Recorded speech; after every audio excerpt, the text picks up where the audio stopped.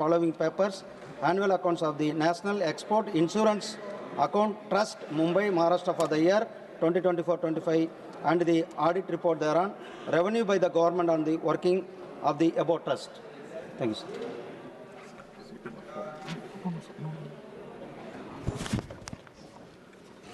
L. Muruganji, Dr. L. Muruganji. Respected Chairman, sir, with your kind permission, on behalf of my colleague Sri Jitin Prasada, I rise to lay on the below papers on the table a copy of each in English and Hindi of the following notification of the Ministry of Commerce and Industry, Department of Promotion and Industry and International Trade under Section 160 of the Patent Act 1970. Number 1, GSR 211E dated 15th March 2024, publishing the Patent Amendment Rules 2024 along with the delay statement. Number 2, GSR 865 Class E dated 25th November 2025, publishing the Patent Amendments Rules 2025. Number 2, a copy in English and Hindi of the Ministry of Commerce and Industry, Department of Promotion of Industry and International Trade notification number GSR 504 Class E dated the 16th August 2024, publishing the geographical indication of goods, holding inquiry and appeals rules 2024 under subsection 3, section 87 of the geographical indication of goods, registration and protection act 1999 along with the delay statement. Number 3, a copy in English and Hindi of the Ministry of Commerce and Industry, Department of Promotion of Industry and International Trade notification number GSR 505 Class E and dated 16th August 2024, publishing the trademarks, holding inquiry and appeals rules 2024 under subsection 4 of section 157 of the Trademarks Act 1999 along with the delay statement. Number 4, a copy in English and Hindi of the Ministry of Commerce and Industry, Department of Promotion of Industry and International Trade notification number SO 5596 Class E dated 4th December 2025, publishing the Hand Tools Quality Control Order 2025 issued under section 16 of the Bureau of Indian Standards Act 2016. A copy each in English and Hindi the following papers under subsection 1 Class B of section 394 of the Companies Act 2013. A 12th annual report and accounts of the Jammu Kashmir Development Finance Corporation Limited, Jammu UT of Jammu and Kashmir for the year 2024-25, together with the auditor's report on the accounts and the comments of the Controller and Auditor General of India thereon. B, statement by government accepting the above report. Number 4, a copy each in English and Hindi of the following papers under subsection 4 of section 19 of the Marine Products Export Development Authority Act 1972, annual report and accounts of the Marine Products Export Development Authority, Cochin, Kerala. For the year 2024-25, together with the auditor's report of the account, B, revenue of the government on the working of the above authority. Number 7, a copy of each English and Hindi of the following papers under section 25 of the Spice Board Act 1986, annual report of the Spice Board of India, annual accounts of the Spice Boards of India, Cochin, and revenue of the government on the working of the above board. A copy of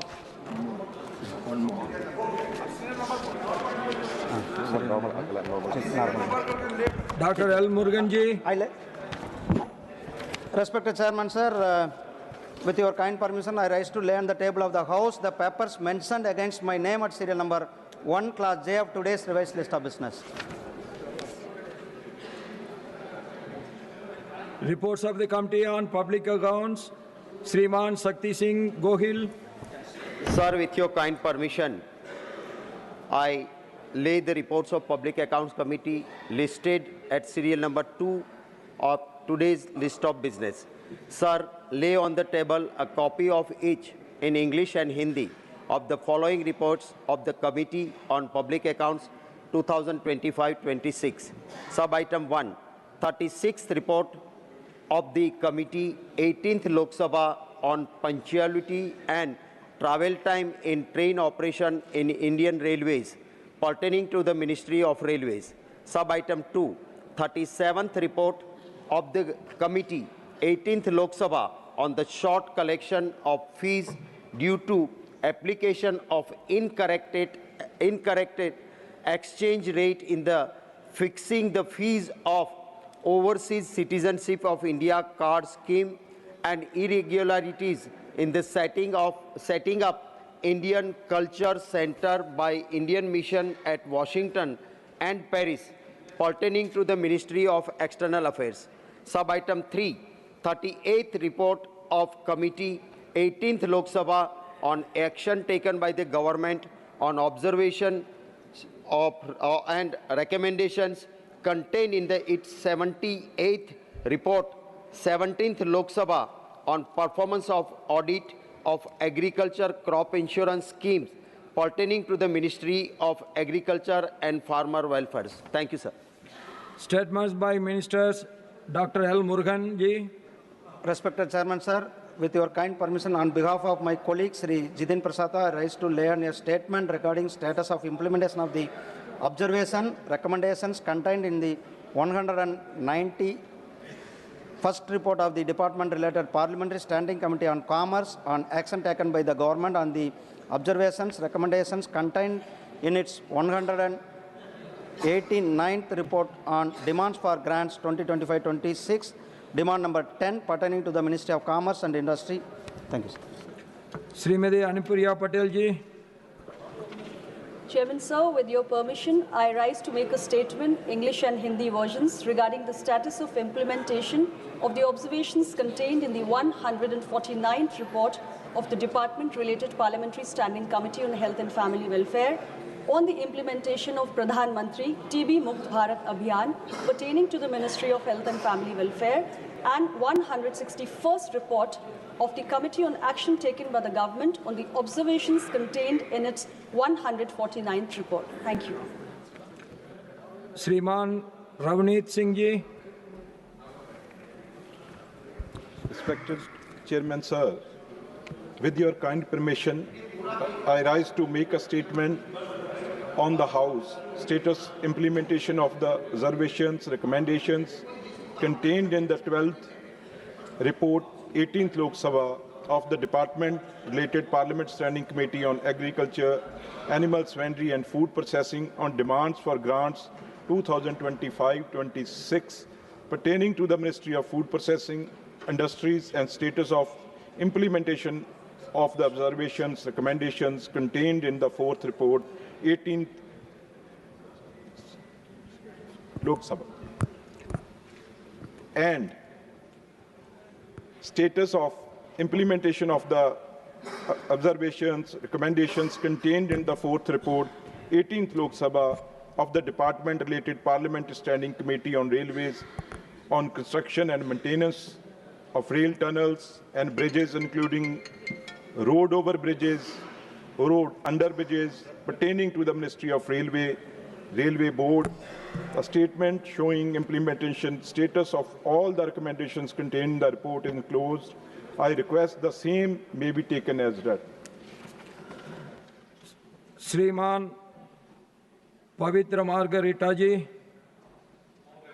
मैं आपकी अनुमति से वस्त्र मंत्रालय की अनुदान मांगों 2024-25 के संबंध में विभाग संबंधित श्रम, वस्त्र और कौशल विकास संबंधी संसदीय स्थायी समिति के दूसरे प्रतिवेदन 18वें लोकसभा में अंतर्विष्ट समुक्तियों सिफारिशों के कार्यान्वयन की स्थिति के बारे में वक्तव्य देता हूं। Dr. L. Murugan ji. Respected Chairman, sir, with your kind permission, I rise to lay the following statement regarding status of implementation of the observation recommendations contained in the 11th report, 18th Lok Sabha of the Department-related Parliamentary Standing Committee on the Communication and Information Technology on demands for grants 2025 pertaining to the Ministry of Information and Broadcasting. Number 2, status of implementation of the observation recommendations contained in the 56th report, 17th Lok Sabha of the Department-related Parliamentary Standing Committee on Communication and Information Technology on regulation of cable television in India pertaining to the Ministry of Information and Broadcasting. Honorable members, we have come to the conclusion of the 269th session.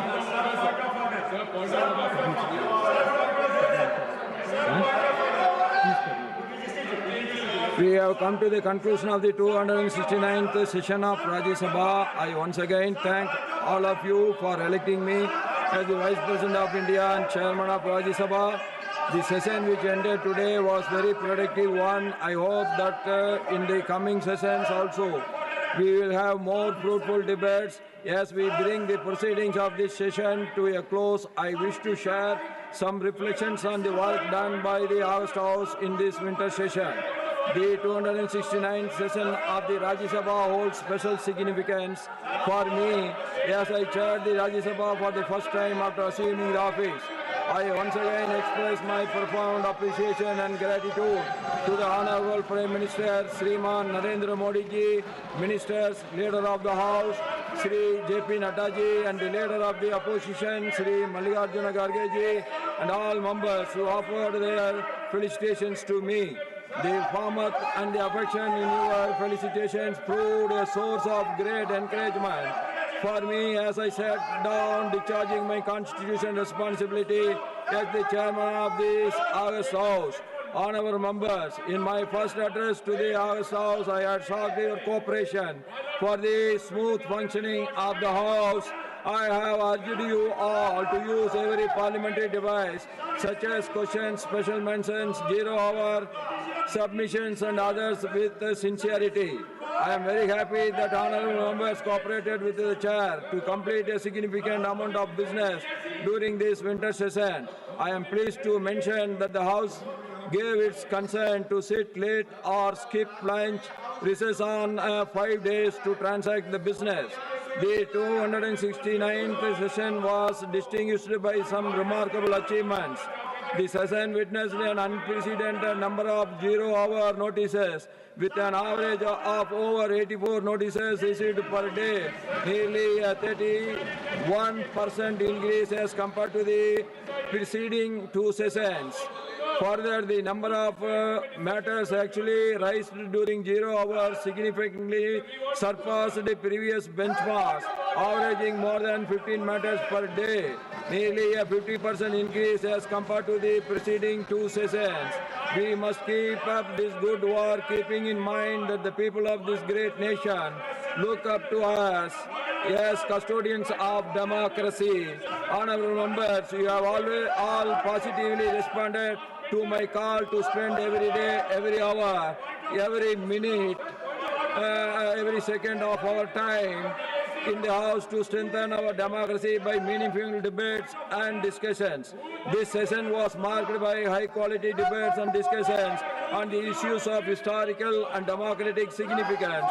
This House held a special commemorative discussion on the 150th anniversary of the national song Vande Mataram. The discussion spanned over 2 days with an impressive number of 82 members participating. The House also took up a discussion on the election reforms.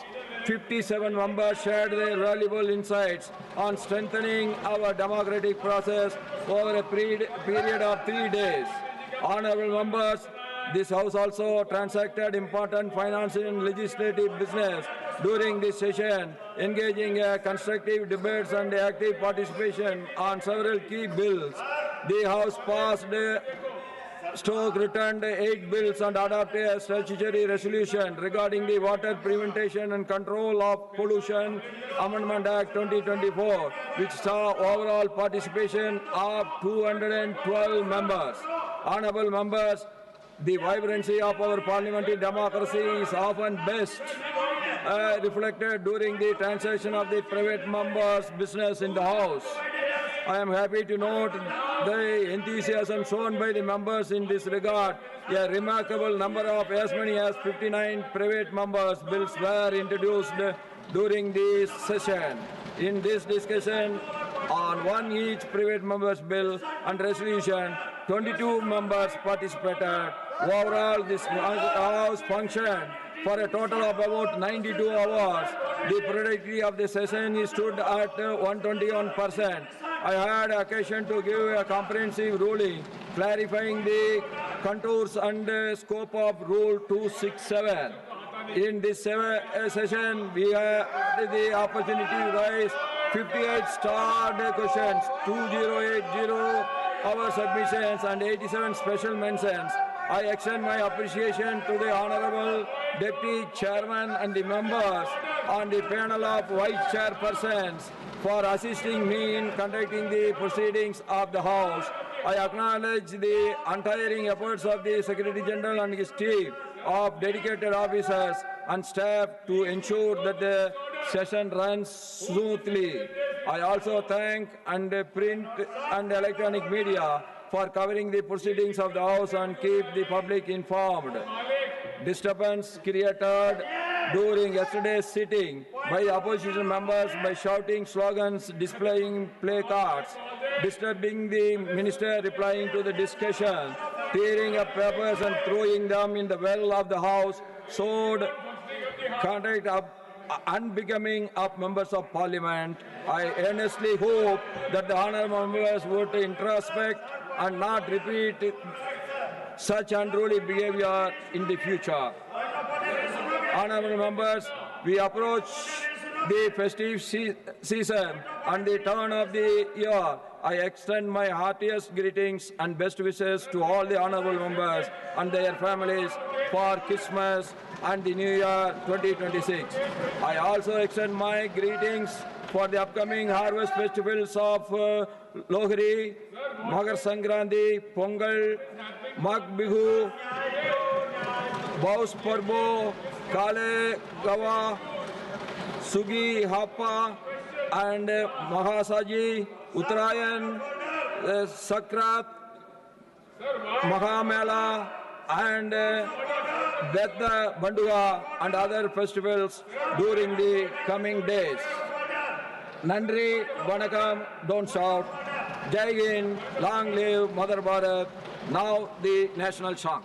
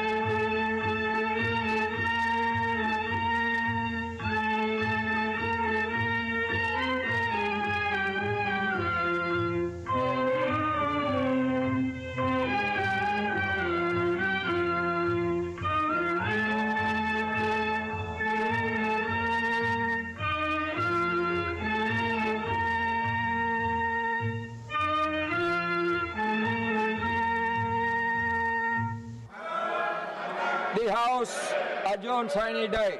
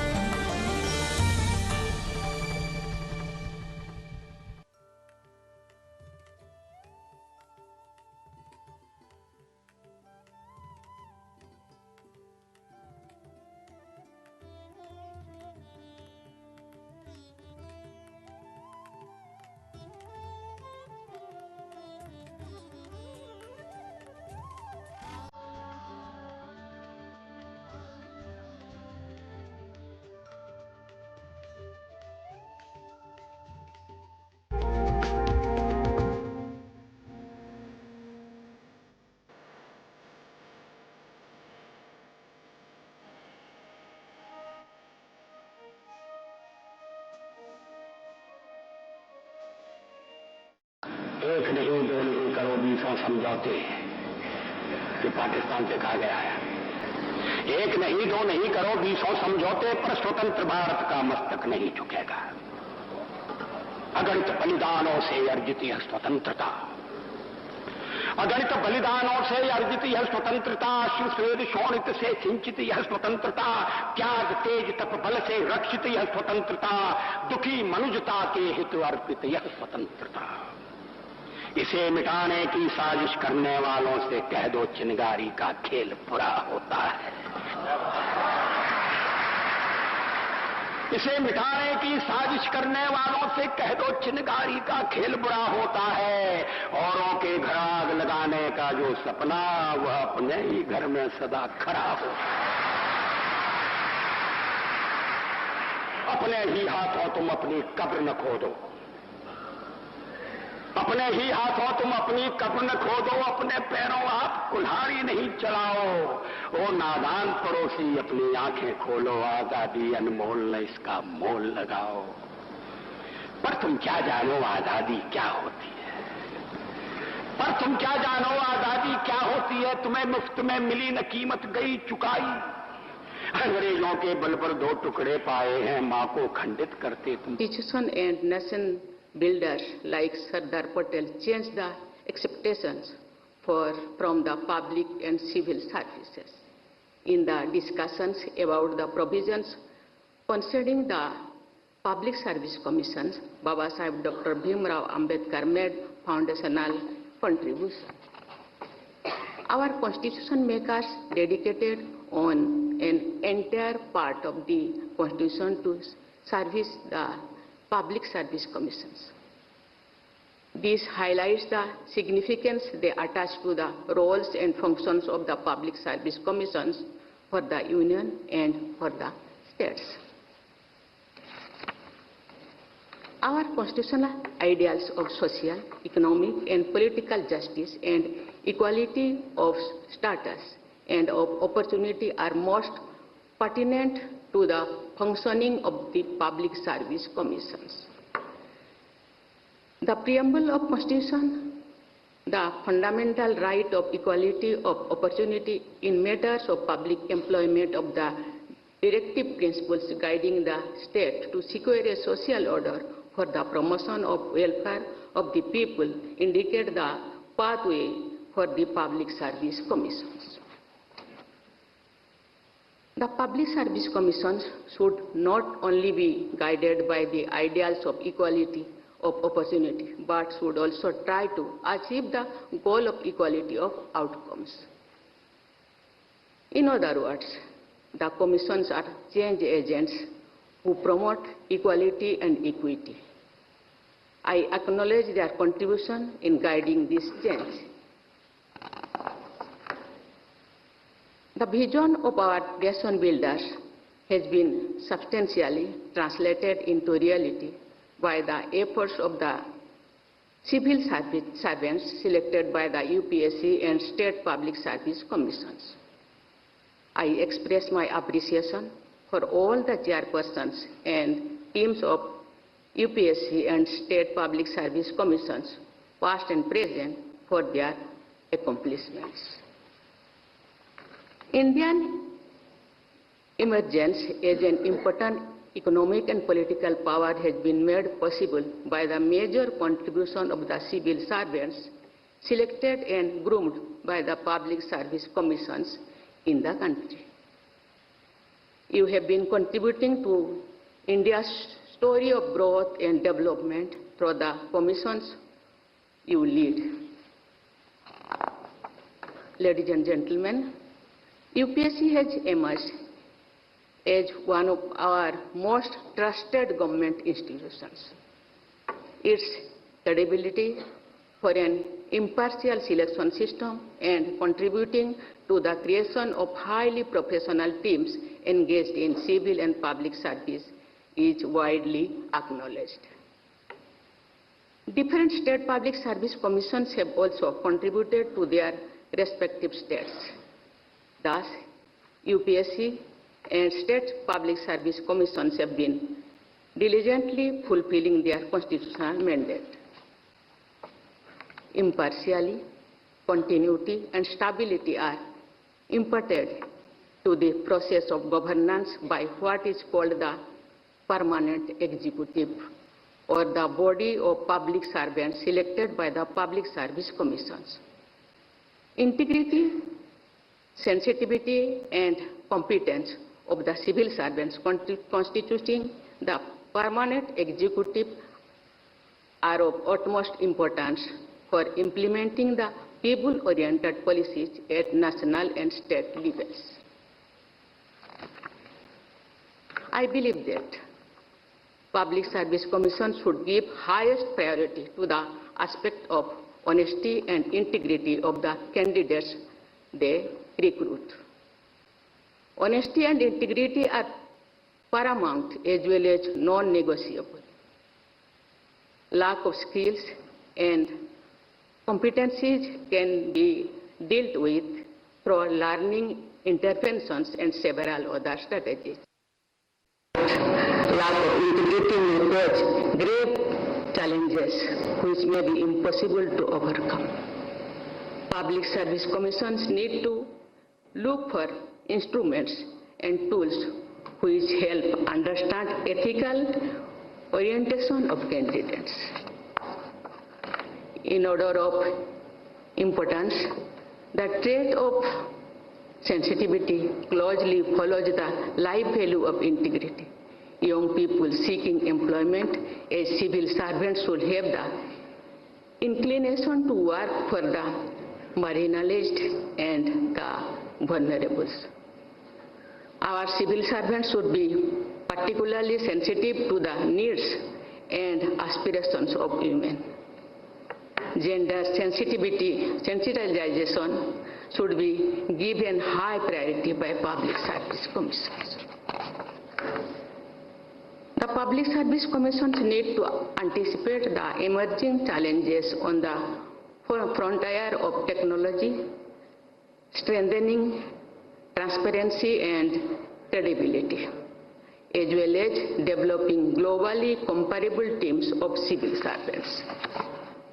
Ladies and gentlemen, I understand that this conference will give the chairperson of various Public Service Commissions an opportunity to foster cooperation and share best practices. I have been told that the conference will deliberate on issues related to technology, legal aspects, and making the entire process of recruitment and more effective. I hope the deliberations in the conference will result in very useful, future-oriented solutions to important issues before the commissions. India is the world's fastest growing major economy and also a nation marked by enormous diversity, needs most effective governance system at all levels. The country is aiming to be the third largest economy in the world in the near future. We are also moving towards achieving the goal of Viksit Bharat by 2047. I am sure that the Public Service Commissions will continue to fulfill their responsibilities and contribute towards building a future-ready team of civil servants selected and guided by them. Such civil servants will blend conformity with innovation, stability with creativity, continuity with rapid modernization, and caution with decisiveness. I wish UPSC and all the state public service commissions continued success in their nation-building efforts. I wish you all a very bright future. Thank you. Act 1999, along with the delay statement. Number 3, a copy in English and Hindi of the Ministry of Commerce and Industry, Department of Promotion of Industry and International Trade Notification, number GSR 505, class E and dated 16 August 2024, publishing the trademarks holding inquiry and appeals rules 2024 under subsection 4 of section 157 of the Trademarks Act 1999, along with the delay statement. Number 4, a copy in English and Hindi of the Ministry of Commerce and Industry, Department of Promotion of Industry and International Trade, notification number SO55 96 Class E dated 4th December 2025 publishing the Hand Tools Quality Control Order 2025 issued under Section 16 of the Bureau of Indian Standards Act 2016. A copy each in English and Hindi the following papers under subsection 1 Class B of Section 394 of the Companies Act 2013. A 12th annual report and accounts of the Jammu Kashmir Development Finance Corporation Limited, Jammu UT of Jammu and Kashmir for the year 2024-25, together with the auditor's report on the accounts and the comments of the Controller and Auditor General of India thereon. B. Statement by government accepting the above report. Number 4. A copy each in English and Hindi of the following papers under subsection 4 of section 19 of the Marine Products Export Development Authority Act 1972. Annual report and the accounts of the Marine Products Export Development Authority, Cochin, Kerala. For the year 2024-25, together with the auditor's report of the account, B. Revenue of the government on the working of the... I also thank... Constitution, the fundamental